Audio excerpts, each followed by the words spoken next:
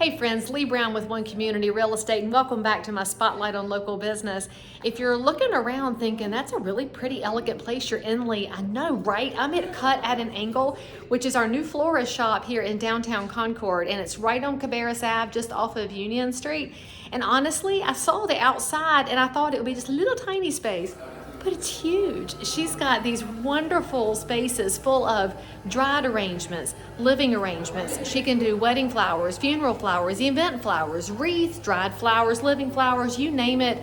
Kirsten can do it because she comes from a background of floristry. Her grandparents owned their own shop. They raised this woman to be an entrepreneur, and just a few months ago, her business grew enough that she could open this retail location right here in downtown Concord. She can design anything that you want her to make. In fact, she's super creative. And if you just tell her what kind of flowers you love and what the event is, she can make something amazing happen. So before you go buying things on faceless, nameless websites, why not come right here to downtown Concord and find one of our new local entrepreneurs?